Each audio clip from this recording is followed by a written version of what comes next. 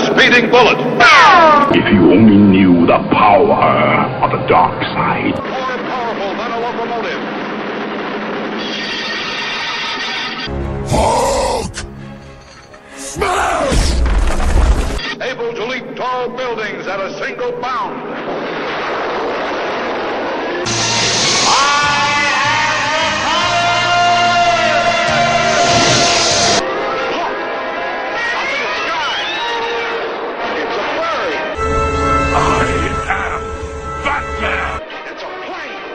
There's more to them than meets the eye. It's Superman!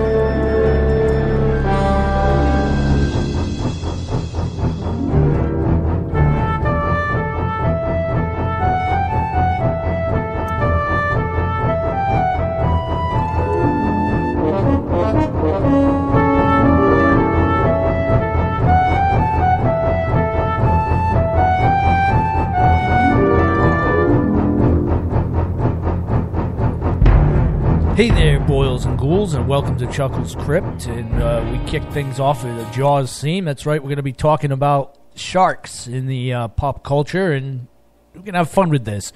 But before we do, of course, George Garner here in studio with me. Good evening. We're going to start some nerd news off right now. I was able to catch the movie Meg, which got me on the shark kick. Okay. And I heavily enjoyed it. Seriously, I thought it was a fun movie. And it had its moments where it was actually pretty damn cool. A happy belated birthday to the Hulkster. That's good news. Turned 65 over the weekend. As a big, long-time fan of Weird Al Yankovic, I'd like to say congratulations to him. He's getting his own star on the Hollywood Walk of Fame. And it's a bit overdue, too, wouldn't you say? Yeah, August 27th, at the end of the month, he gets his own star. So that's pretty damn cool. When the parody guy starts to become more popular than the actual songs he's parodying, I think it's time for a star. Yeah, definitely. He's outlasted. Julio who? Yeah, outlasted a lot of those pop singers there, and he's about time. Some a little sad news, though. Have to say this right now. Rest in peace, Mr. Jim the Anvil Neidhart passed away today. They're dropping like flies. Yeah, so there's only one heart left of the Heart Foundation, and that's Brett. And Brett's not doing too well health-wise, is he? Shape. Yeah, he's definitely not in the best of shape. He was at the past Comic-Con. He was looking a little green around the gills. But hopefully he sticks in there. I don't want to see Brett kicking the bucket. No, there's a certain number of, I would say, like on one, I can do it on one hand, but there's a certain number of, whether you want to say celebrities or famous people or people we know that that I really don't want to see leave. And yeah, Brett's one of them. Definitely is one of them. So I was able to catch another movie that I thought was really good. I've said this before that Marvel really kicks the crap out of DC as far as movies. They do. Right. But when it comes to the animated movies, okay, DC's got Marvel's number. And one of the ones I watched last night was The Death of Superman. They actually made an animated movie out of it. Of the exact comic. Yeah, and they did an excellent job portraying Doomsday and everything from when he starts off. And there's no in between. It's just Doomsday. There's no second character or whatnot. And Doomsday weighs lay to the Justice League like he should have. Right. But They had to portray him better in that animated film than they did in the Superman versus Batman. They did it. That was. they did an excellent job. So I highly recommend it. It just came out, I think, like a month ago. So it's up on Showbox too. So if you get Yeah, well, you know what's the problem with a lot of these effects people, and these different, like we say, Batman versus Superman, Doomsday looked lousy. We didn't like it. I think that it's the Lord of the Rings that's to blame. oh yeah, because Those bastards. You know why? Because now this is a theory of mine, and I haven't looked into it, but I probably will, being the nerds that we all are. Is that something tells me that film met such a good reception and got so much respect that the special effects people from those Lord of the Rings films are doing everything else since. I mean, think about this. Just off the top of my head. Now, did you guys see the Lord of the Rings? Unfortunately, I did. Okay, the cave troll. Yep. That big cave troll that was in the cave. Doomsday resembles the cave troll. Godzilla resembles the cave troll. Well, King Kong in Peter Jackson's King Kong resembled Yoda. He doesn't count. But everything resembles the damn cave troll in The Lord of the Rings. Godzilla, Doomsday. And everybody listening out there, no, I am not using hallucinogenics. I'm telling you, pay attention. Look at Godzilla's face. Obviously, I'm talking about the 14 legendary Godzilla. Look at Godzilla's face. Look at Doomsday. They all have that facial similarity to the cave troll in The Lord of the Rings. That's one way to get your money's worth. Just build one character and keep reusing it. I'll tell you, it worked for Ray Harryhausen. Well, not at least Harryhausen, though, had the decency to use the same metal skeleton and the same, innards of his models, but he put different heads on them. Yeah. Of course, what was it? The Cyclops in the Sinbad movie, the 20 million miles to Earth monster, all had the same basic mechanical structure by Harryhausen. Right. He switched heads. But this business with the cave troll, I mean, when Godzilla starts to look like a cave troll and Doomsday starts to look like a cave, I think it's time for protests in the streets. Well, I didn't mean to get it that far. All I had to say is but it had to be said, Chuckles. The Death of Superman, really good animated series. And they do an excellent job on their animated. Yeah. They do. And that actually loops back to Jaws, right? Because the reason why Jaws is such a build-up is because they had that mechanical shark that wouldn't work. Right. And they had to do a little something else with the script. Right, so Spielberg had to rack his brain to compensate for the fact that their animatronic shark basically sank. Yeah. They threw it in the salt water and wondered, I don't know what happened. Yeah. I wonder if what that'd be like if you came across that scuba diving and seeing that animatronic shark down there. Yeah. But no, if you guys get the chance to as well, I can't say enough good things about Meg. It's definitely I had the second chance to see Jurassic World: Fallen Kingdom to see if I liked it anymore. Uh-huh. I still don't. Didn't grow on you. I watched it again. Yeah, you watched it the second I time? watched it again, and we haven't discussed this since that subject came up. Yeah, I watched it a second time, and actually I like it less. Yeah. I said I see what Chuckles was talking about, and I can add my own 2 cents into it. Yeah, if this wasn't a thing about sharks, I could go on with how stupid. Can I say one thing? What's that? About Fallen World? Go ahead. That was really stupid. We had for the second movie in a row, they claimed to have constructed the ultimate genetic monster, predator, killer, right? Okay, the Indominus was the first try at it. That thing got eaten by a Mosasaurus. The second try was the, what was it, Infraraptor? Is that what it was called? Yeah. Whatever they called it. Indoraptor. Indoraptor. Well, the Indoraptor, if we all remember, couldn't catch 3 people running around a locked room. Yeah, he was kind of stupid. He couldn't. He's like they put Dodo Bird. Yeah, the ultimate killer couldn't catch 3 people running around an exhibit room. Yeah, that whole thing with inside the house and everything was stupid. It's really stupid. Yeah, the big basement and everything with that you could fit dinosaurs inside. No, No, that'd have to be a really big basement, really big flipping basement to do that. Yeah, and then when you see how stupid all that was, then they turn the dinosaurs loose, right? And that's supposed to be the oh my god moment, right? When your heart beats and you say, okay, the dinosaurs retake over the earth. Not these dinosaurs; they're too effing stupid. They can't catch people in a locked room. Yeah, no, it definitely was a stupid movie. Yeah, if I don't want to watch it again, I'll hate it. No, and I thought the third one was the weakest, but nope, this one definitely no. And just to let you know that I do listen to you and pay attention to you, I rewatched the third one also, and no, it's not the weakest. Not anymore. It's not. No, and I don't know if Spielberg had his hands on the. Spielberg had his head up his ass. I don't know, because I know Spielberg did the original 3. I don't know if he has anything to do with the next 3. Did he? Well, he executive produces, which usually means that he's home in Hollywood, like watching television or something. So he let this go on. Which, when we come back, we're going to talk about one of Spielberg's good movies. Yes. But right now, I have a really awesome list of heavy metal to go through and rock and roll tonight. And one of my favorite bands out there, and I don't play them enough, that's Ice Earth. Here on Chuckles Crypt, Rhode Watch Over Me. I got some Man of War.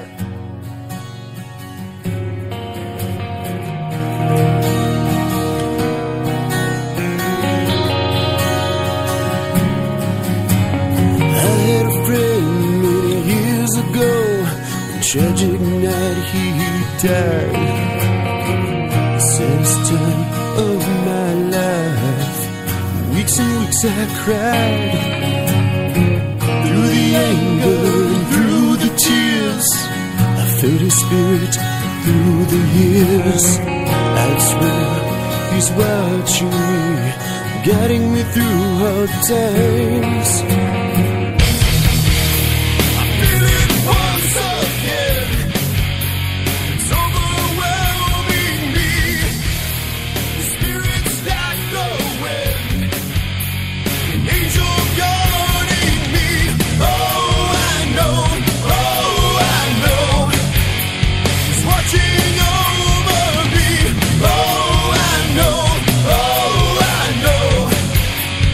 Watching over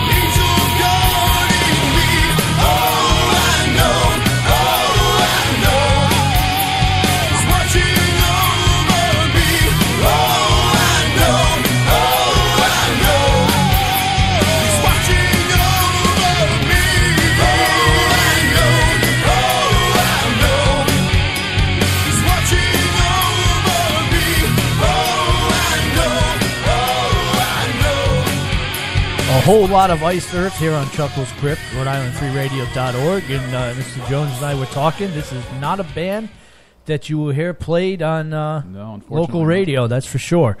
And we were talking about, had some nerd news earlier, and now we're going into movies about sharks. And we're going to kick things off instead of letting it be the main event. We're going to kick things off with Jaws. I mean, I got to bite into the listeners right away. Good figure of speech, but I think you're 100% right in starting off with Jaws, because that's really where it starts off. Oh yeah. I mean, sharks were not even on the proverbial map before Jaws. And there are some shark movies that came out before Jaws. We're going to have to mention those. But I didn't write those down. In other words, they don't mean anything. Right, because even today, even with Meg and everything, we had this conversation coming out of the theater that there just isn't anything that measures up to the Jaws movies in the shark world. It just that's very true. Doesn't happen. I watched Jaws I won't say recently, but within the past year, I watched it, and I watched it on TV on DVD, and still, it's impressive. You know what I'm saying? It's like, and I don't normally do this, but the book is equally as impressive as the movie. I want to say yes, and I want to say no. There's one. I mean, how much do you want to get into this book movie thing? Well, let's not get too much into it because we got a lot to talk about. Okay, sharks. well, all right. Well, I will say that the book is better than the movie, only in the sense the ending. Right. Like I won't. And if any of our listeners out there are still written word fans, read the book. I won't give it away. I won't be the spoiler. It ends different than the movie. Yeah. And when the way it ends, you will be. It's like So by all means, so the ending of the book is better than the ending of the movie. Other than that, the movie's better. That's you think so? Yeah, because I think the movie tightened up the book. Yeah. But the ending of the book is appropriate. Put it that way. So, if you were sleeping under a rock somewhere and didn't know this, that there are 4 Jaws movies that have come out. Only the first one and part of the second one count. Yeah, well, I like the third one. I like the 3D aspect to the third one there. So the first one came out June 20th, 1975. Wow. And as we all know, a local beer company, Narragansett Beer, shared the spotlight with them. Yeah. And in another couple weeks in Rhode Island, Jaws is getting shown on the big screen again.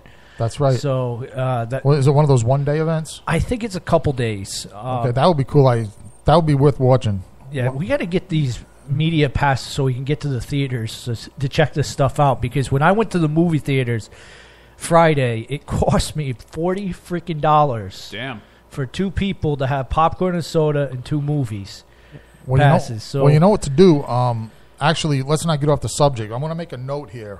I'm going to make a note on my show. There's a really good deal one of the movie theater chains is offering, so we'll get to that. Yeah, let's definitely do that. So Jaws 2 came out June 16th, 1978, not too far after the original. And Jaws 3 came out July 22nd, 1983. And I don't know why I'm even mentioning Jaws Revenge. Because we're completists. Yeah, it came out July 17th, 1987. Yeah, definitely diarrhea. A shark getting revenge. Yeah, and the woman that played Ellen Brody, who did a good job in the first Jaws movie, had to be like down on her luck or a cokehead or something. Yeah, because to take a part in that movie. That was the one that had like the least amount of like shark chomps too, like inside of it. I can honestly sit there and say I did not watch it. Well, do yourself a favor. I saw the trailers and the previews, and I said I am not. Yeah, you definitely don't want to watch that again. I unfortunately watched it a couple times because I have the box set at home. Oh yeah, and I had blanked out Jaws 4 for some reason.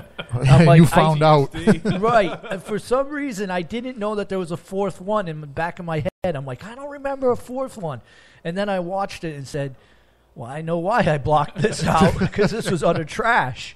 But no, I see a point, though. When somebody gives you a box set or you buy a box set of anything, you almost feel like a compulsion to watch everything in the box set. Yeah, and I'm guilty. I've watched the movie more than once, and I'll probably end up watching it again because my nephew is becoming a shark enthusiast. He wants to go to school to be marine oceanographer, biologist. And cool. Study ichthyology, the studying of sharks or whatnot.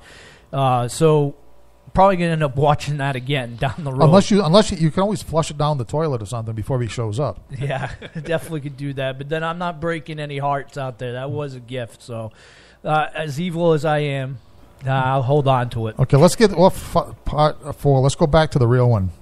Jaws 1? Yeah. Or Jaws. Jaws. So yeah, we're not even going to put a number after that one. That's Jaws. Yeah, the original Jaws. Where to start? Well, first of all, I would start with Chrissy, who goes swimming. Yep. Now, first of all, that woman has the most terrific... I've seen pictures of her without the dark filter on it, on the film, that they put to prevent you from seeing her naked. Right. That woman has the one... You want to find a still of that film without the black filter on the woman, because she has one of the most spectacular asses ever. I'm almost willing to go so far as to say she had such a wonderful ass, she didn't deserve to be a victim. And I have never said that in any other horror film on the face of this earth, just for the record. The other thing to say, now getting into the movie itself, it was under the music, right? We were talking about the reason Spielberg came up with all these camera angles and the whole idea of the music. And no, that was on the air. Yeah, was that on the air? Okay, because the conversation just kept running. By the way, we sometimes do that. Yeah, on the air goes under the music. Yeah, but that was necessity on Spielberg's part, and it started right from the beginning. Like when you see the woman go swimming at night and the shark attacks and she grabs onto the buoy and it drags her away. That was another example of the shark is sunk. We don't have the shark. Yeah, so we got to find other special effects to make which this. made it one of the most suspenseful and horrible introductions to a horror movie in a long, long time. In other words, you're more drawn in by just watching her reactions, and she did a really good job acting. By watching her reactions than if you saw it happening. Now, I know for a fact that movie Jaws scared a lot of people out of the water, and it caused mass, not extinctions, but mass huntings of the sharks. great white sharks. That was the bad result of it. Yeah, and the gentleman that wrote the book and everything went to his grave. Peter Benchley. Let's give him credit. Saying that he regrets doing so. Because of that asshole result. Yeah, because everybody turned around and started mutilating and murdering sharks because after that movie. Yeah, well, unfortunately, anybody with a brain that watches the movie realizes that great white shark in the movie Jaws is not a regular shark. No. I mean, it's a supernatural, and in my opinion, I think there's no question about it. It's a supernatural visitor that's there for a specific purpose. It's not, talk about revenge. That shark is there to get Captain Quinn. Yeah. I mean, it's kind of like, and if you want to go back now we'll enter nerddom like really big time for 1 second. Then we're jumping back out because even I don't want to go this deep because it's hard to breathe. Jaws is actually a modern reworking of Moby Dick. I wouldn't have seen it that way, but yes. Yes. If we remember again very quickly in Moby Dick, which is actually a good story in itself. Yeah. I mean, they made a pretty good movie out of that too. Captain Ahab loses his leg to the whale on one of his whale hunting expeditions, and he devotes the rest of his life to hunting down the whale that bit off his leg. In Jaws, it was the opposite. In Jaws, it actually went two different ways. Quint's crew on the battleship during World War II, was sunk, and his crew was eaten by sharks. Yep. And then in revenge, Quint hunted sharks ever since. Mm-hmm. The great white shark in Jaws, it apparently has come back to... In other words, Quint was one of the ones that came out of the water that maybe wasn't supposed to. Right. And so that white shark is there for him. So it's got that... it's got that Moby... It's a twist. I mean, it's not a ripoff of Moby Dick, but it's got that same revenge on the, the natural animal by the captain, thing in it. The other thing is that shark, and by the way, when I say that the book ending was better than... I don't know. Actually, I'm not sure how I'm going to talk about this without giving away the ending of the book. But let me just say that that shark is there for 3 reasons. One is to settle up the score with the captain. One of the other reasons is to settle up with Hooper, the oceanographer, who is arrogant with all his equipment and technology, and he thinks he knows all about sharks. And he thinks that, that technology will overcome sharks. And he thinks a lot, but the shark is going to set him straight humility-wise. Yep. The third one is the sheriff. The sheriff is scared of the water. And the sheriff is the only one that survives it. Well, see, now we get into the book movie thing. But the sheriff is scared of the water, and he's the one that kills the shark at the end. He's the only one that survives to tell the tale. Another similarity with Moby Dick. Remember, there's one survivor in Moby Dick? Yep. And the sheriff is the only survivor in the movie. All right, in the book. What the hell? Just read the damn book. The book was out like 50 years ago. If you haven't read it by now, who cares? Like in the book, Hooper is killed by the shark. Quint is killed by the shark. Hooper, the oceanographer, is killed by the shark. The sheriff is the only survivor. He kills the shark. Right. In the movie, they cheat. And they did say this. It was in the reviews. Not the reviews. I guess when they finished the filming, just about, and the producers and the directors all sit down, and they say, you know what? We should change something. And the problem was that Hooper was too much of a likable character in the movie. So they said at the last minute, they saved him. And they decided to shoot that footage where he comes up and survives at the end. He was supposed to be grabbed out of the cage by the shark and killed. And that would have matched up with the book. But no, he was too nice of a guy. They saved him at the end. All I can say is thank God no one's thought about remaking this movie. They have. They have. Yeah, I know, but it's all fallen wayside. It's been so flushed far down the toilet, which is so a good far. thing. To the point where they even hit our friends up at Narragansett for what they would need for their props for the beer. Yeah, well, hopefully it never happens. So, but speaking about that, it would cause a midlife crisis for myself if they did remake this. So let's go down to Faith No More here on Chuckles Crypt, and the song again is Midlife Crisis. Yep, I saw that movie when I was a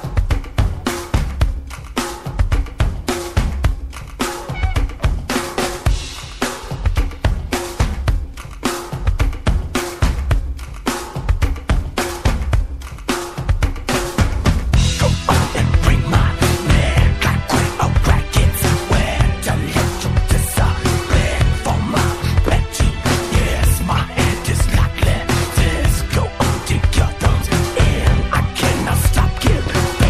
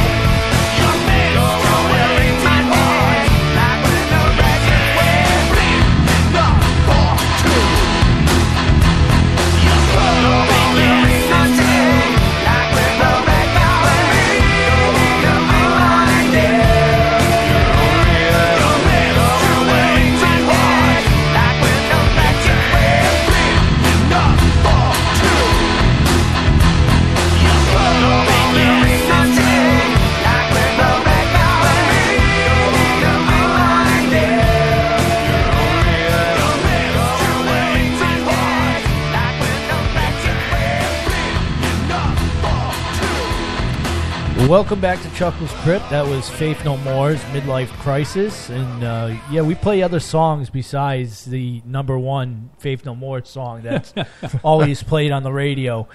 We were talking earlier about Jaws, and you said you had a little tidbit about Orca. Well, we'll go over that quickly, and then we'll go into some top 10 right. Chuckles, top All right, 10 we'll shark get movies. this out of the way. Jaws is one of my favorite horror movies ever made.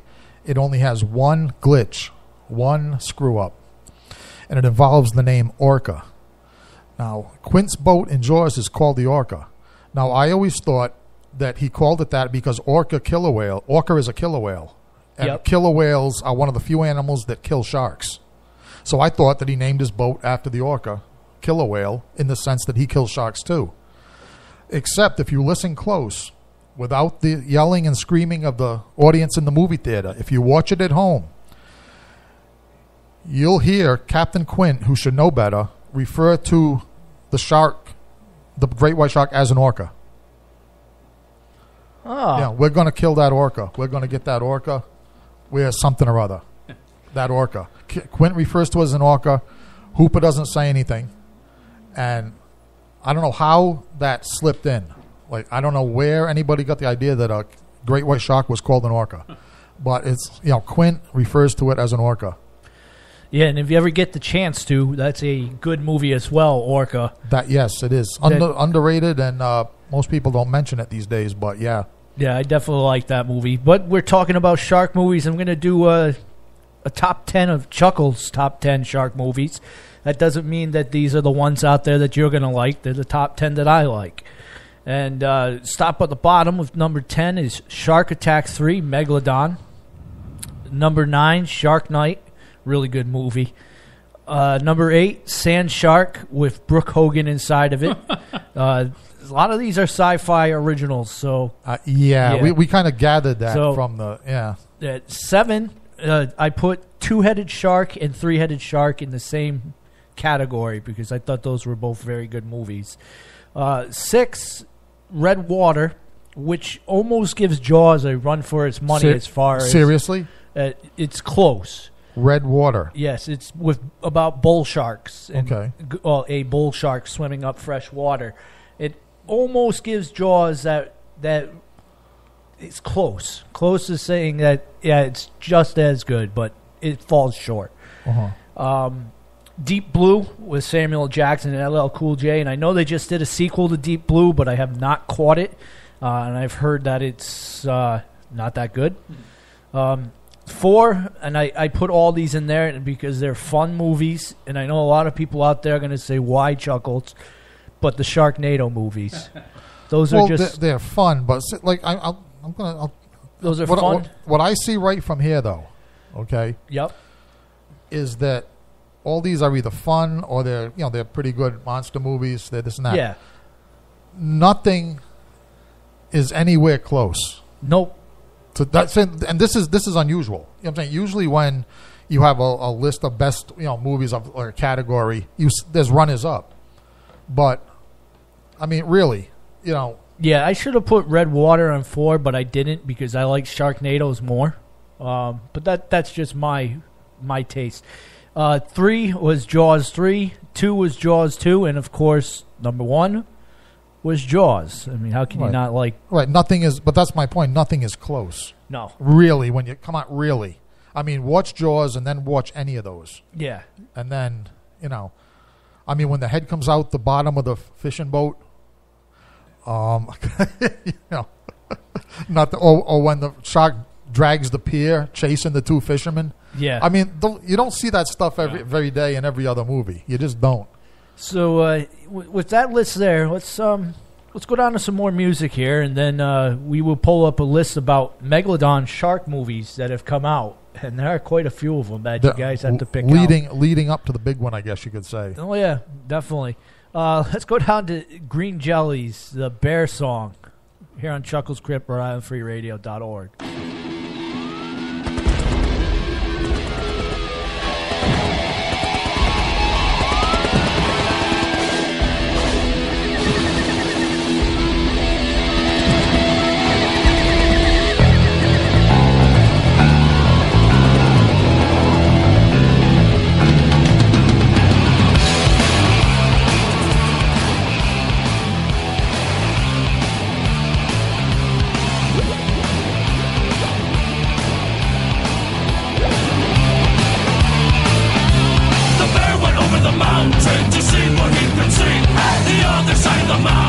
was all that he could see. So he went back over the mountain to see what he could see. The other side of the mountain was all that he could see.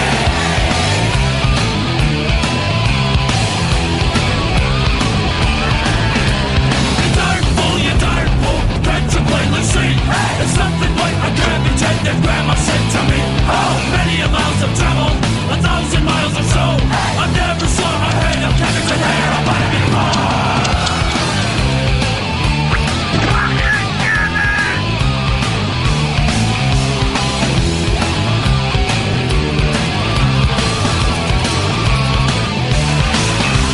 The bear went over the mountain to see what he could see. The other side of the mountain was all that he could see. So he went back over the mountain to see what he could see. The other side of the mountain was all that he could see.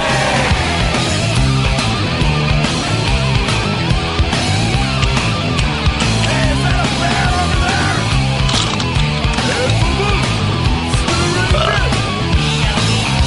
You darn fool, can't you plainly see? It's nothing but a cabbage that Grandma said to me. Oh, many a miles I've traveled, 1,000 miles or so. I never saw a head of cabbage and hair about it before. Somebody get my cabbage and hair back.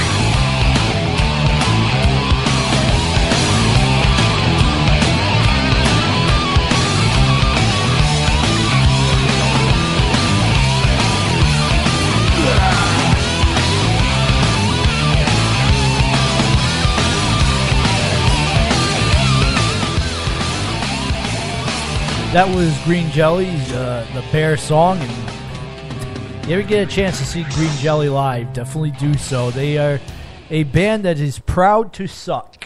And, September 21st, they'll be in town at Fett Music Hall, where we saw them last time. yeah, playing with Cottonmouth Kings, which I'm not a fan of.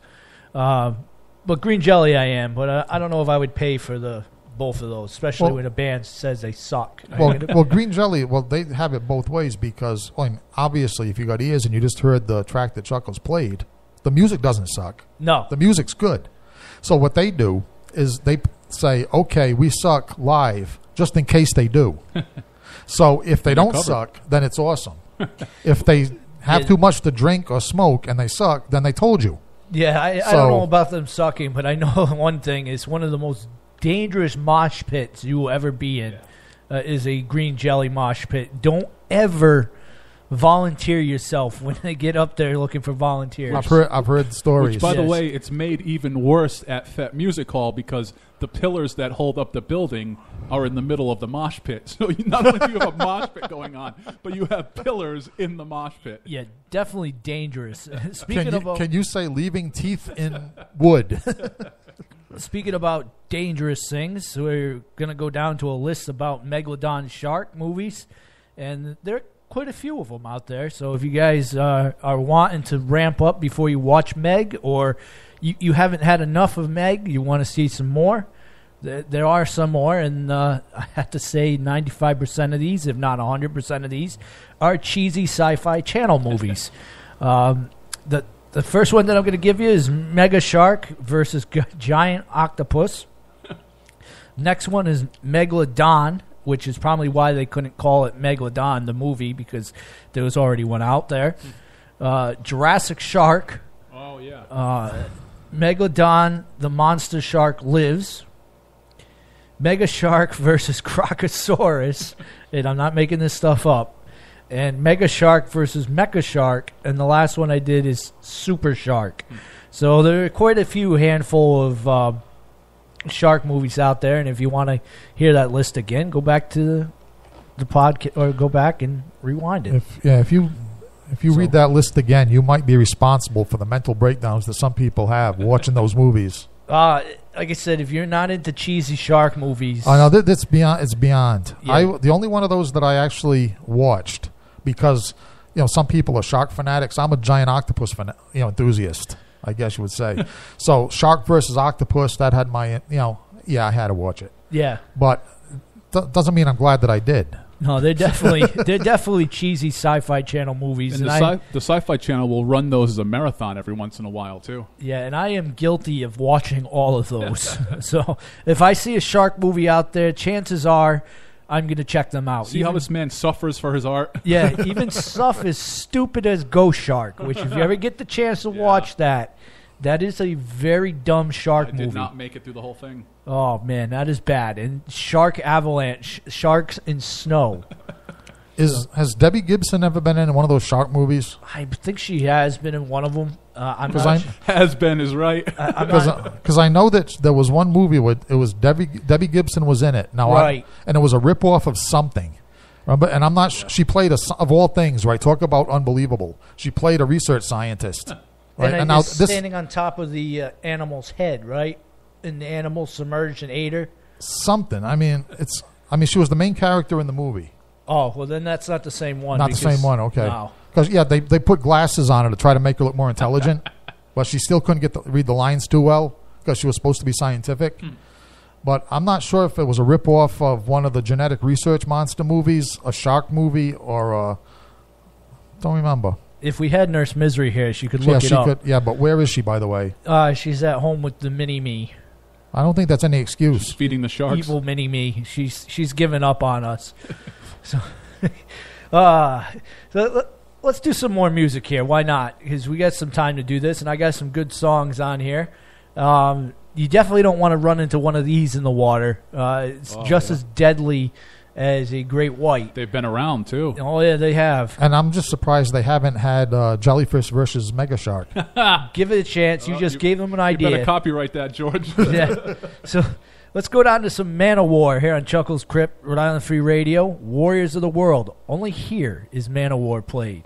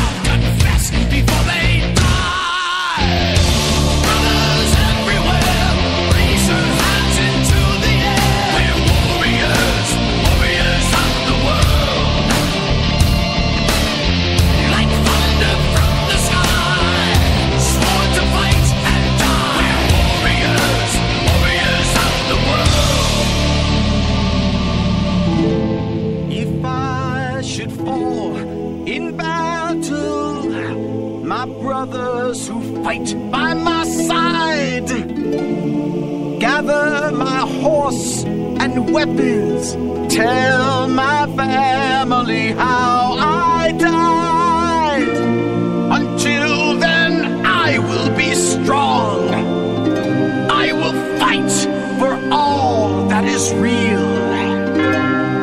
All who stand in my way will die by steel. Brothers everywhere, raise your hands into the air. We're warriors, warriors of the world. Brothers everywhere, raise your hands into the air. We're warriors, warriors of the world. Like thunder from the sky, sworn to fight and die. Warriors, warriors of the world. Brothers everywhere, raise your hands into the air. We're warriors, warriors of the world. Brothers everywhere, raise your hands into the air. We're warriors, warriors of the world. Like thunder from the sky, sworn to fight and die. Warriors. That was Man of Warriors of the World. Great band. And before we wrap things up, I'm going to give you guys a little science here on Chuckles Crypt. Some scientific facts I about don't know. sharks out there. Do you think that we're all prepared for this? Hey, it is about nerds, and nerds love science. By the way, on what other radio station are you going to hear Man of War going into science? Yeah, well, there we go. This is good science, though. This is top 5 sharks that have fatally killed humans. And that's not to say the ones that killed the most humans. I'm just saying top 5 ones that are aggressive enough that they will kill you. The bottom of the list was the bull shark, oceanic white tip shark. I've heard that's what I've heard is they're really aggressive. Those are the ones that get credit for a lot of the kills that. You are absolutely right. The oceanic white tip has killed more humans than any shark on this list because they're not. A lot of the shark attacks aren't recorded. They're from shipwrecks and all other stuff out in the ocean. Hard to record something when there's nothing left. Right. As a matter of fact, well, those were probably the sharks that killed the crew of the military transport that Quint survived in Jaws. Yep, and bull sharks are actually one of the influences to the Jaws book itself, which happened down in New Jersey. The whole shark attack during World War II because of the blood and everything inside the water. The next one up from the short fin, oceanic white tip is the short fin mako, a very fast shark indeed. Next one was a tiger shark. I definitely would not want to get attacked by one of those jagged teeth full of bacteria and whatnot. And of course, the top shark that is, if he bites you, basically, or she, you're pretty much gone. That's because you're gone in one bite. Yeah, that is the great white shark. And a lot of the times, the great white shark there, he's not hitting you for the fact that he's hunting you down. He's just tasting you. Yeah. That's the first bite. Curiosity bite. And but they're big enough that one tasting bite is all of you, pretty much. Yeah, and out of all those sharks there, that is the one that I give the most respect for. And when I find out that there's waters that have great whites in it, I tend to stay away from that area, just for my own selfish needs of an evil clown. I don't want to. Yeah, you don't want to reincarnate too soon. No, definitely not. And for the life of me, I can't understand why some of the surfers and some of the other people like to mistake themselves as seals and go out where these sharks are. That's very true. The action of a surfer paddling on a surfboard, right? Yeah. Or even something as stupid as taking a kayak. You seem like you're frantically moving around and everything inside there. Or wearing a gray wetsuit. Yeah, I definitely would not want to do that. Now, out of all this list here, the most aggressive shark, the one that is more likely to attack a human, not kill or whatever, is the bull shark. More than the oceanic white tip? It's very aggressive. Okay. And what makes the bull shark equally so and very deadly is the fact that the sucker will actually swim up fresh water. So if you think you're up a river and it's connected to the ocean and you think you're safe, you're not. They found bull sharks as far up in the Mississippi. So those suckers, they go up there and they're not afraid. And they've been found in swamp waters of Louisiana that lead to ocean areas. So, Bull shark versus alligator. they've already done a bull shark movie, is there? And I think there is a part in there about an alligator. Well, there is. Yeah. I'll tell you. So Sometimes I'm just not first. no, not on that one. But no, that's a little science facts for you guys there. Have some fun with that. Next time we come into the radio, we're going to talk about a superhero of mine that has avoided the superhero topic, and that is Wolverine. Oh, yeah. So we have to bring that into perspective here. So let's rock things out, and why not? What better way to go out of here than with some Iron Maiden here in Chuckles Crypt, Rhode Island Free Radio, Evil That Men Do.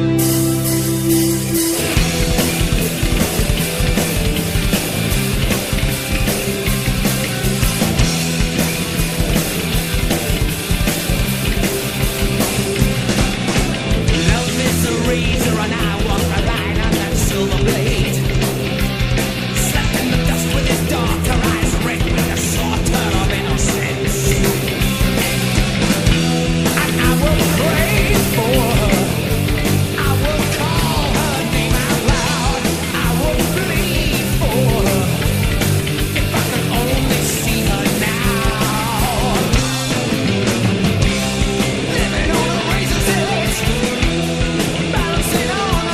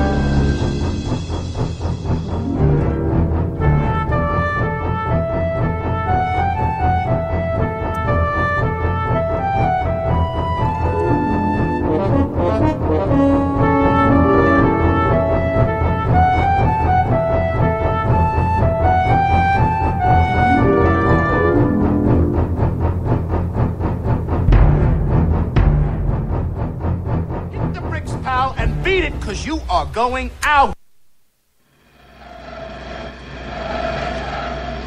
Listen to the sound of footsteps in the dark, to voices that may not be quite human, to the sound of screams in the night,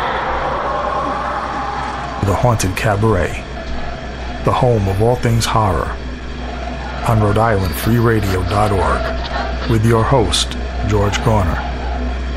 The Haunted Cabaret starts now.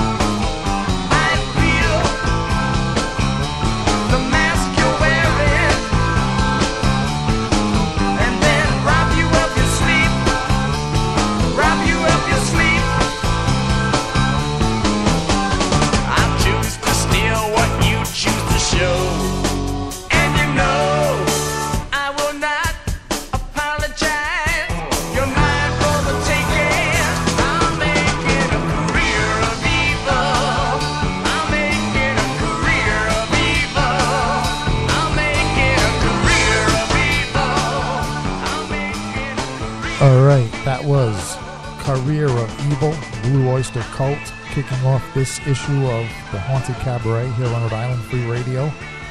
I'm your host, George Garner. With me, Chuckles the Evil Clown. Good evening. At the controls, as always, Tony Jones. Great to be here. And this show is beginning to turn into somewhat of a career for me, Tony. How many episodes is this that I've slogged through now? We're close to, about to hit 100, maybe. My goodness. Somewhere in the 90s.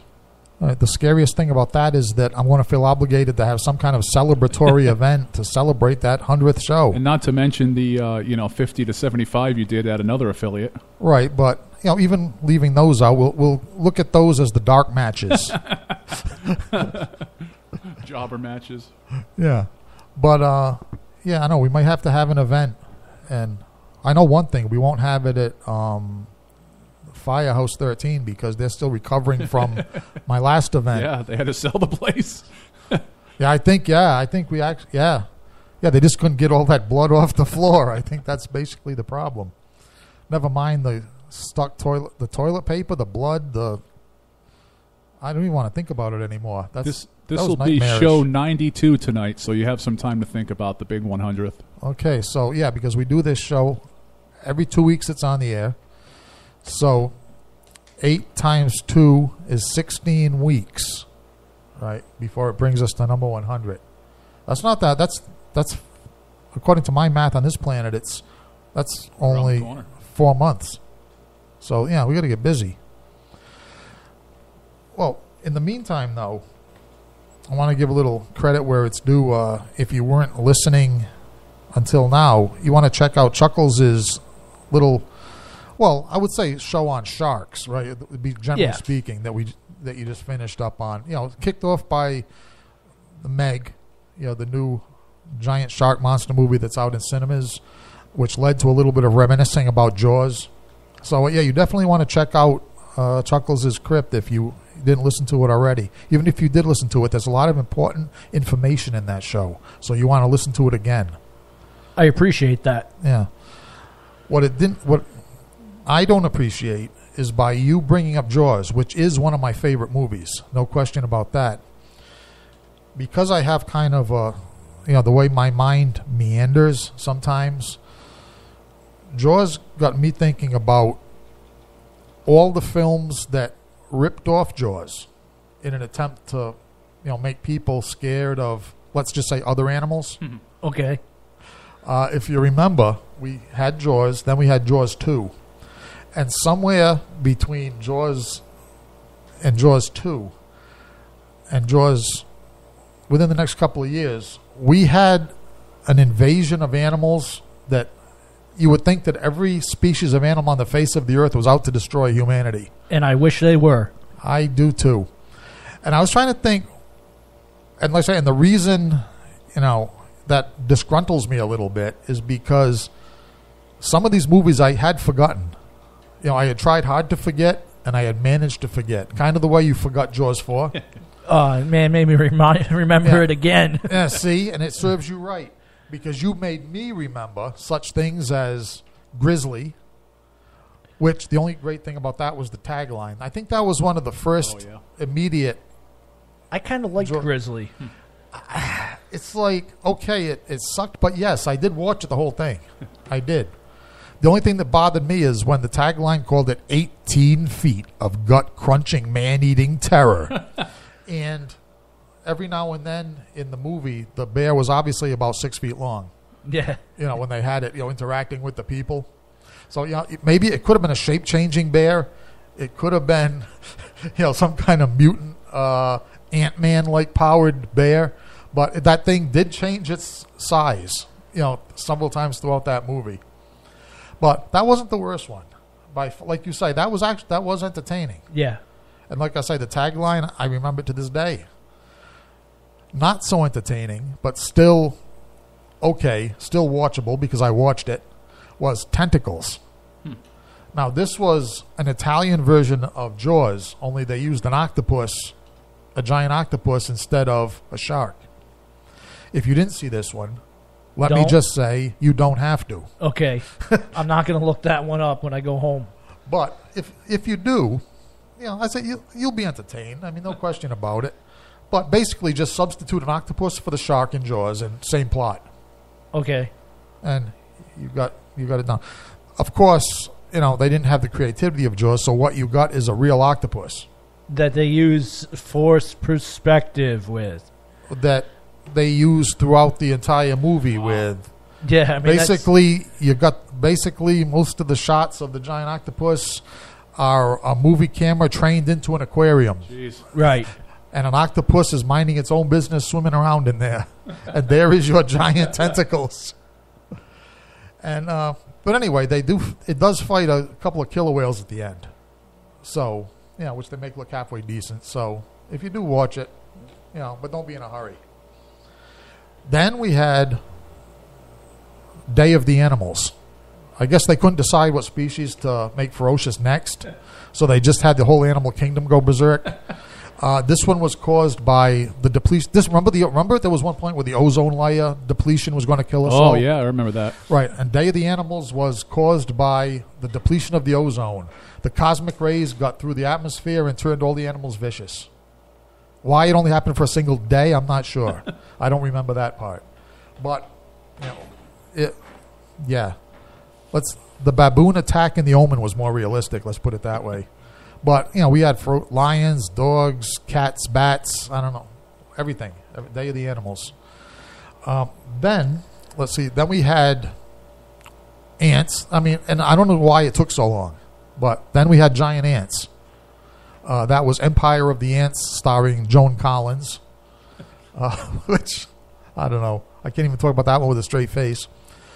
But now, you got to be careful because, if I remember correctly, just about the time that people were getting over their Jaws thing and their Jaws ripoff movies, then we had the Killer Bees, right? So I'm not sure if some of the... I know the giant ants, the Empire of the Ants followed Jaws. I don't know where... I know the Swarm kicked in. Was it around, that was in the later 70s, wasn't it? I'm not sure. I've never seen that one. You don't have to see that either. No. Unless you want to just have a few puffs of the jazz cabbage. And I'm warning you, Tony, though.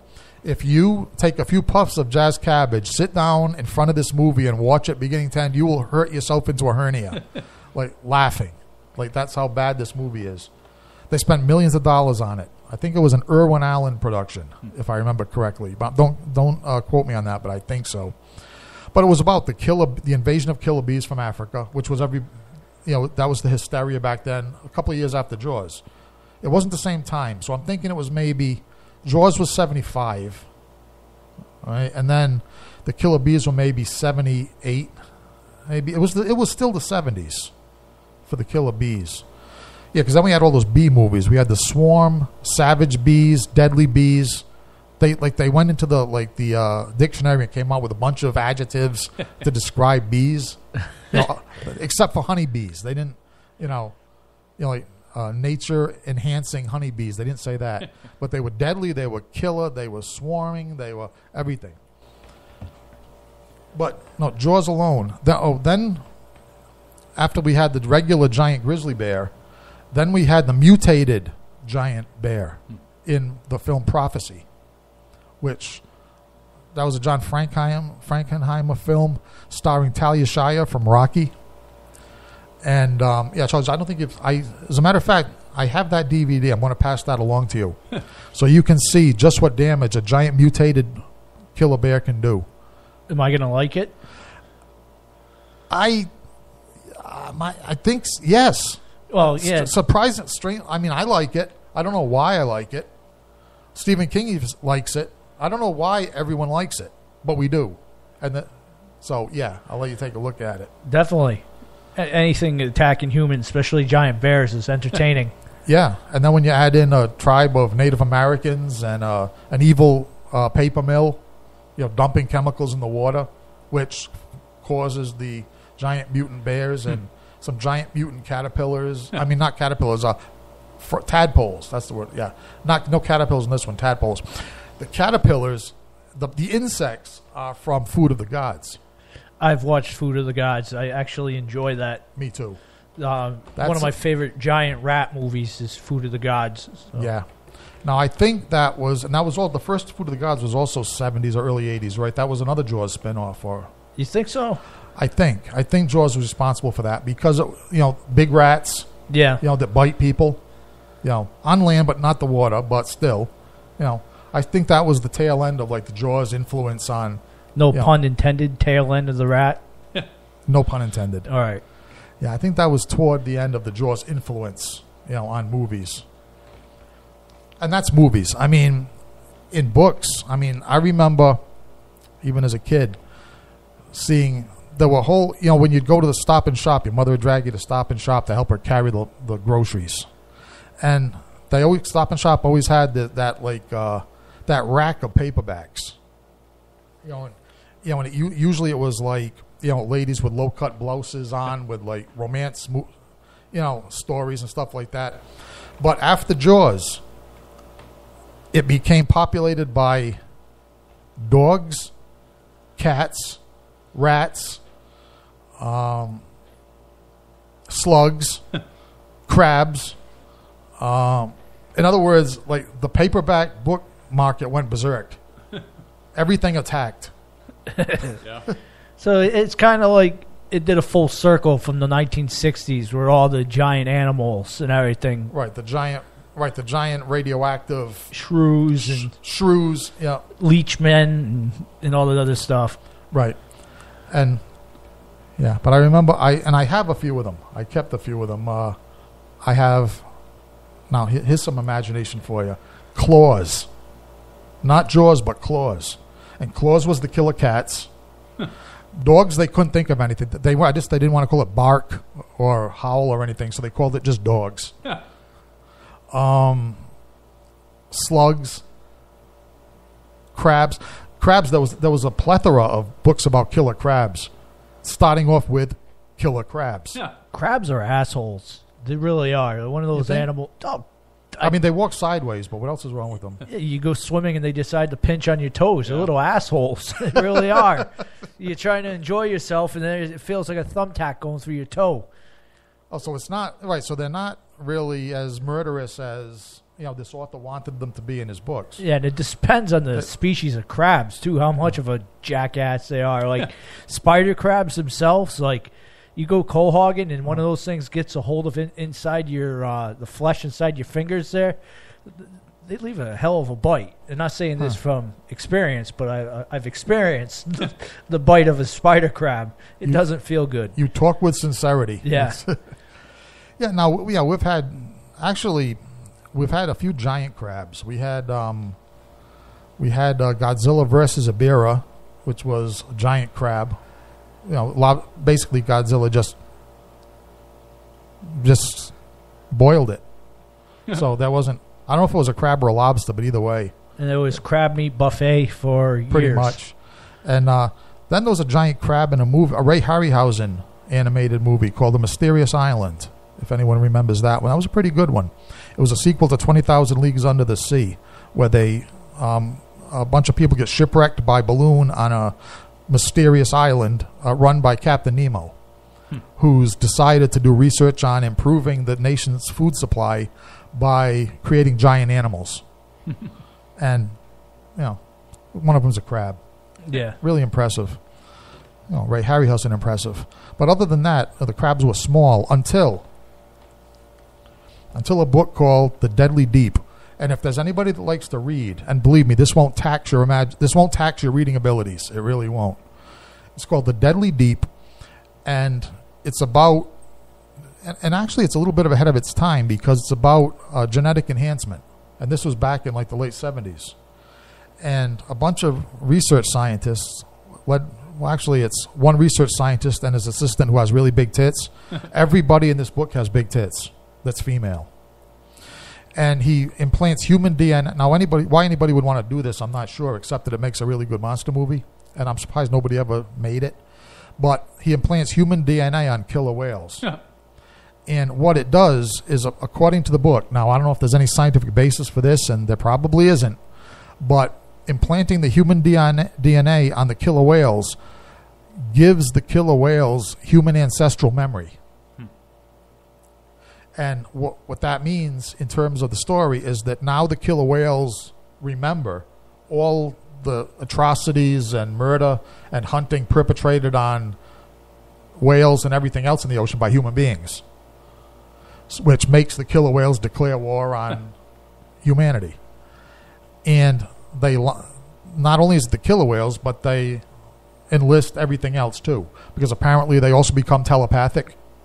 And so they can communicate with crabs, whales, eels, tuna fish, and basically everything in the ocean unites to destroy humanity. You sure this isn't Aquaman?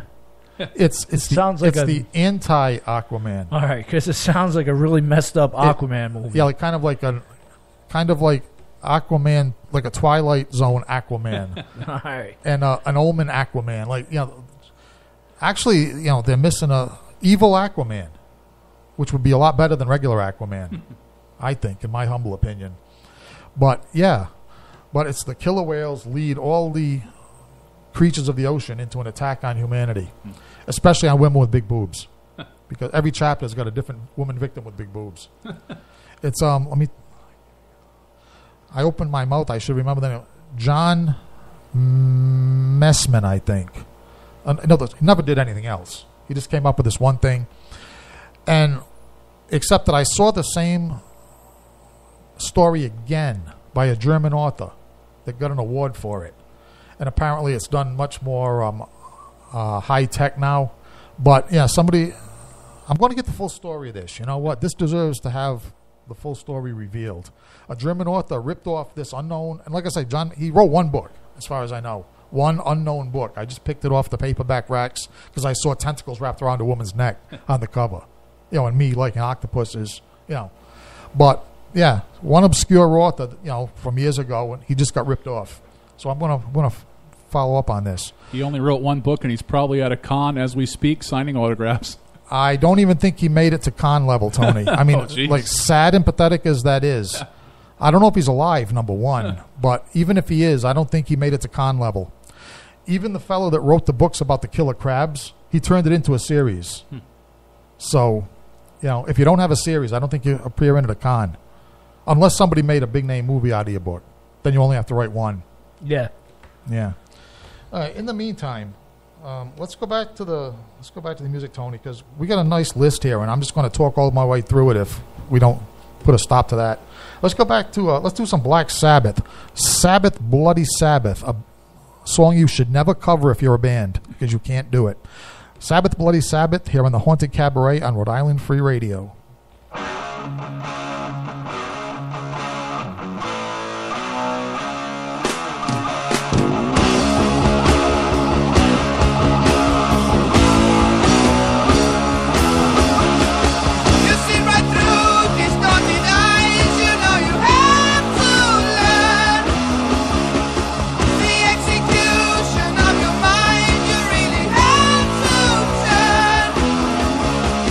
The race is wrong, the book is read.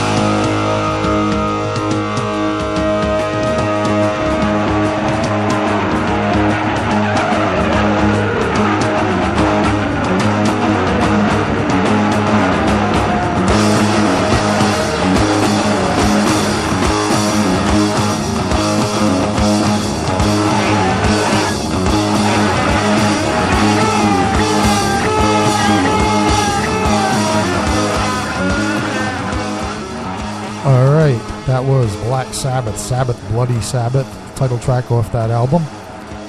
And under the music, Chuckles mentioned the movie Willard. Now, you know, because we had got to talking about rats and Food of the Gods.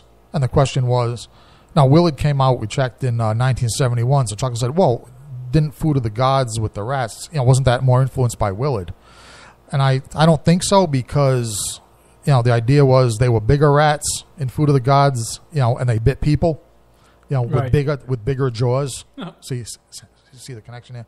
But no, when mentioning Willard, though, first of all, you brought up a really good movie for mention, which, you know, you really don't. They did a remake of it, but yeah, like you say, it was pretty good. But Yeah, I liked it. yeah, but nobody really talks much. It didn't really do much, right? It just sank like a stone. Yeah. Yeah, I mean, yeah, Willard is a franchise. It's, you know, I think that's condemned to history, except among us uber nerds.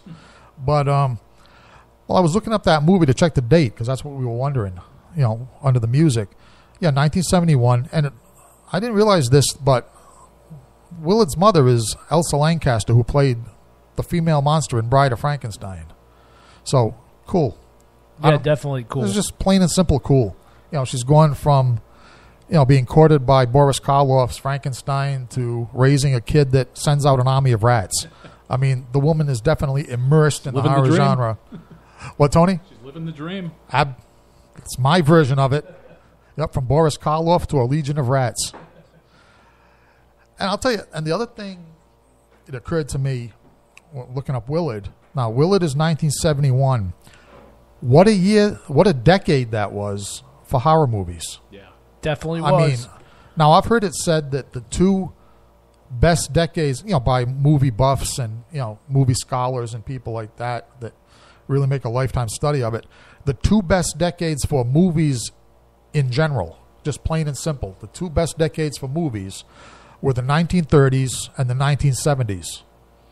And, you know, 1930s, I mean, I know they have big stuff like Gone with the Wind, The Wizard of Oz, which, you know, both produced by the same person, released, I think, in the same year, and they actually competed against each other for an Oscar. That's how, you know, bountiful the movies were in 1930s.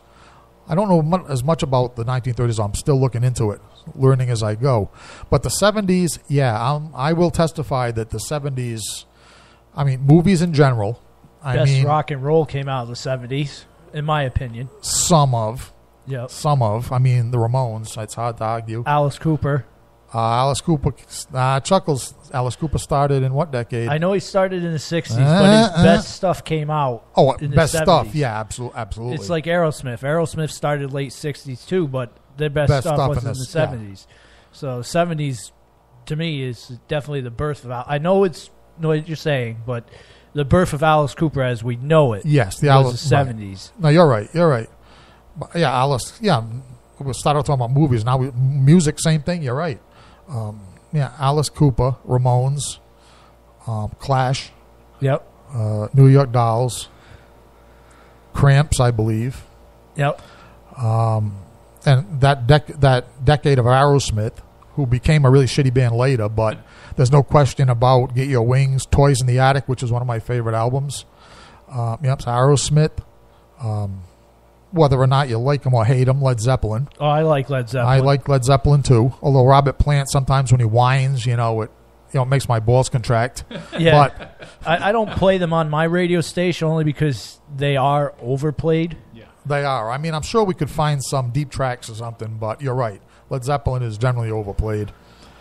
Yeah, another band which I will not speak the name of, involving face paint on 4 individuals. Ugh. Yeah. We will not open that debate on a show dedicated to other more agreeable topics among us. Blue Oyster Cult was around then. Yeah, I mean, so music, but now movies. Now, movies in general, then we'll, like The Godfather Part 2, Taxi Driver. You got that whole gangster, like Martin Scorsese's gangster thing going on. Yep. You got Clint Eastwood doing those Dirty Harry movies, like Dirty Harry. No, I'm not sure if like the big movie buffs and stuff would consider those up there, but I do. Dated, but up there. But as far as the horror movies, I mean, you start the decade with Rosemary's Baby, The Exorcist, Willard. Then you progress on to, then you have Jaws. And what are you looking up there, Chuckles? I believe Lou Felicio's Zombie came out in the 70s, too. Yeah, because I know, Night of the Living Dead, Romero's was the late 68, I think, right? Yeah. 68.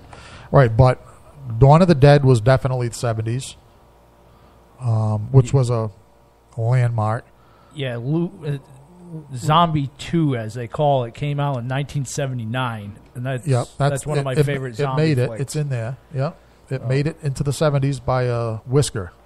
Right. But, yeah, that's the immortal splinter of wood through the eyeball movie, as I like to refer to it. The raising out of the leaf pile with the distorted maggots inside the eye of Yep. Yeah. But yeah, I mean, so now of course there was also some disreputable stuff. I mean, the remake of King Kong was in the 70s, wasn't it? Yeah, but that was okay. It was okay, except for the big wooden statue that they tried to say was King Kong toward the end there. Yeah. It had its problems.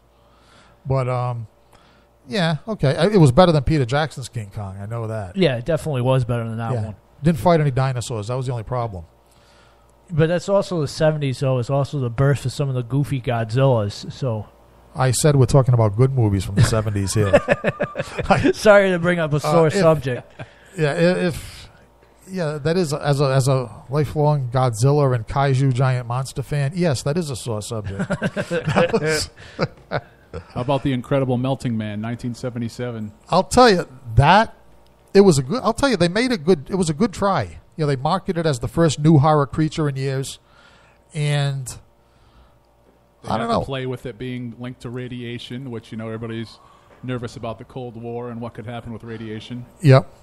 It was also somewhat of a remake because there was an old black and white, I think early 60s film called First Man into Space. And there was a couple of movies based on the idea of astronaut goes into space and comes back looking a lot less attractive than he did when he went up there. But yeah, incredible. The special effects in that were nasty. It looked really good. Then you got, I don't know, it was a case of the movie couldn't live up to the opening scene though. Remember the that fat nurse running down the corridor of the hospital screaming in silence, like with a silent scream behind the glass, and she crashes through the glass, and just you couldn't follow that. That was just excellent. And it really had no. I think they put themselves into the position where, okay, we got this really gross, hideous creature. Yeah. What do we do? It looks like they backed into it, where they made the creature first and then decide, crap, we're going to make a movie about this. Right. Kind of like back in the 1950s in the cheapy cinema, the cheapy studios, when first they'd come up with a poster, and then they'd come up with a movie in 2 days to match the poster, so they could release the movie, and release the poster. And, it was a poster and a catchphrase, then the movie, pretty much. Yeah, so I think, Tony, you're exactly right. The Melting Man was in that predicament. But, good stuff. I think the first last, if I can say that, the creature from the Black Lagoon, I think, before the attempt of the Melting Man, I think the creature from the Black Lagoon was the last iconic movie monster. Would you say? I mean, I definitely would. I mean, Dracula, like Dracula, Frankenstein, Wolfman, Mummy. Yep. Creature from the Black Lagoon. I can't really think of anything after the creature in the 50s that really became an iconic movie monster until some of the slashers. Yeah, you're right. I mean, the only thing I could think of is, for some godforsaken reason, Universal sees fit for Phantom of the Opera to be in the same class as all those other creatures, which just makes no sense to me. Not really, no. I mean, now you're talking about the remake of the Phantom of the Opera later on, right? Because there was the pre-Universal era, Lon Chaney Senior Phantom of the Opera, which was back in the 20s. Yeah, 22, right?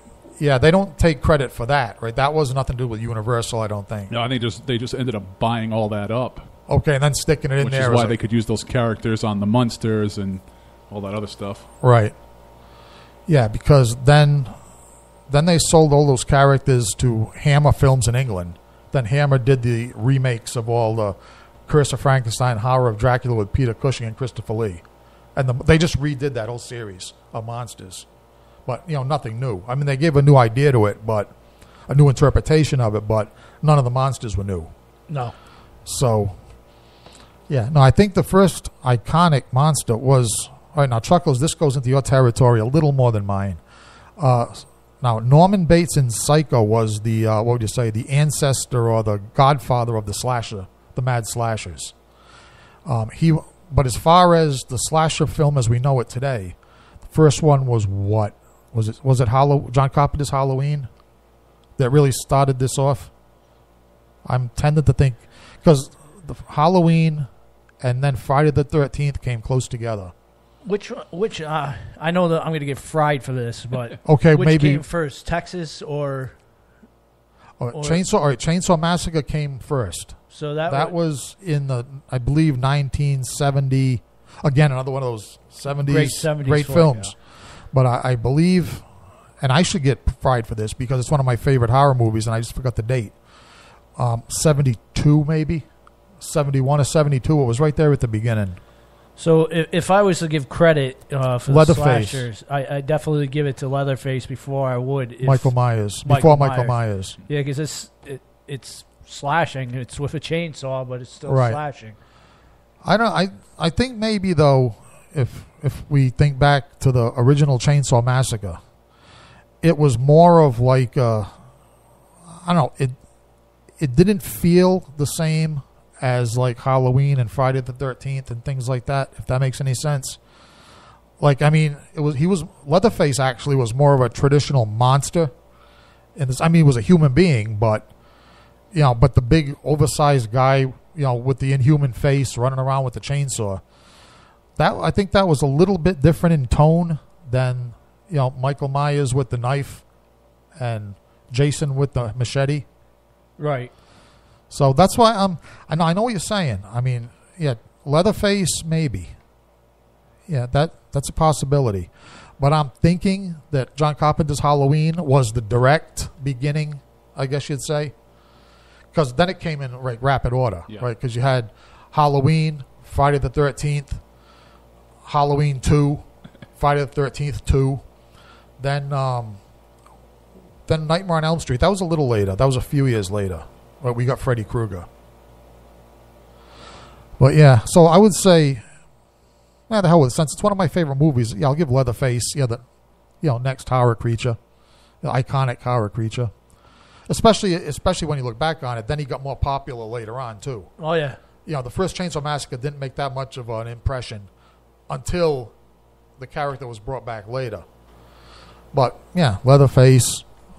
Then of course, real supernatural monsters, and although Michael Myers and Jason were always borderline supernatural, and Jason especially after he was reborn out of the cemetery and killed Arnold Horshack.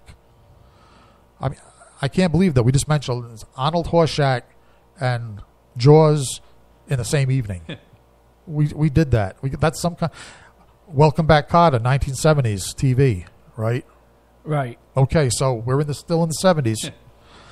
And actually, I think maybe we'll get back into the music while we're still in the 70s, because if we run any more further afield than Arnold Horshack in this conversation, be in big trouble. Big trouble it is.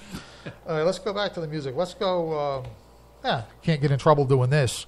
Let's Melvins, right, Tony, on the playlist? Yeah.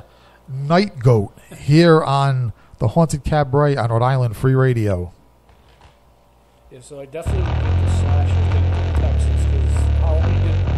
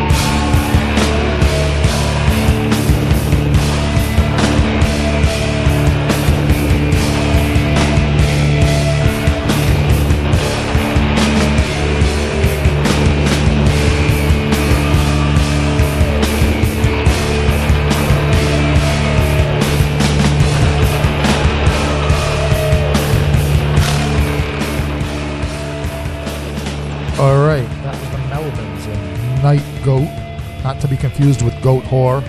We do a lot of things with goats on this show. I think we're going to have to face the fact. That sounds gross. It does. We don't do that with goats. Although Maybe out where you live. not bad. But no, we continue. Obviously, as we sometimes do, we continue the conversation under the music about the iconic movie monsters. And yeah, I think Chuckles has kind of persuaded me. Leatherface is the missing link of iconic figures between the old school monsters and like the Freddy Kruegers and the Michael Myers slasher icons. And one thing I didn't know, I mean, now I'm a fan of the Chainsaw Massacre, actually. Obviously, it's one of my favorite horror movies, but I didn't realize how much that was based on truth.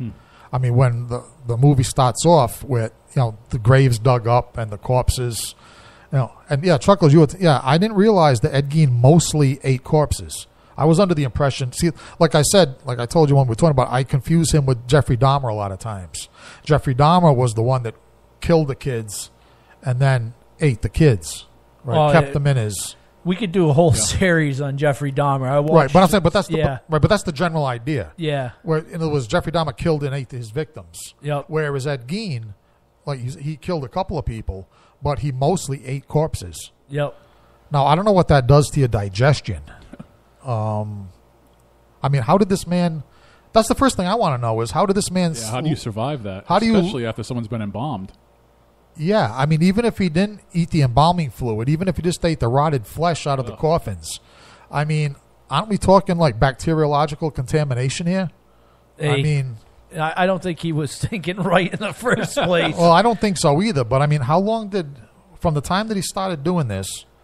How long let's say his career of evil last? I mean, that's something I'd have to look up. It was a matter of years, though, right? Yeah, it took him a while for them to actually get any dirt on him before, no pun intended. Right, but that's what I'm saying. I mean, as somebody that has gotten sick to the stomach from eating in diners, Taco Bell at 2 a.m. Yeah, Taco Bell at 2 a.m. I mean, yeah. I mean, remember that time we stopped at that first ever 24-hour New Bedford McDonald's, and I got sick as a dog driving home. Yeah, I knew it was too good to be true. Yeah, and that's happened to all of us. I mean, just eating tainted like junk food at an overnight McDonald's or diner, and we got Ed Gein eating corpses. Yep. Like morning, like breakfast, lunch, and dinner. And this guy goes on his merry way. Yeah. I mean, you start to wonder. No wonder why the local cops didn't want to come after him. Yeah, I mean, if you can eat and digest and shit out a corpse, a corpse a day, I mean, they're going to stop you with like rifles and shotguns? No, I don't think so. Now, since you guys both talked about items that are going to get you raked over the coals by horror fans, I'll mention one that'll get me raked over the coals by horror fans, and that is, I never thought Child's Play got the credit it deserves as a slasher, because the thought of Chucky slicing my Achilles heel while I'm walking down the stairs, just free. That's another movie I probably saw too young. Uh-huh. It came out in '88. I think I watched it in '89, so that makes me 9 years old.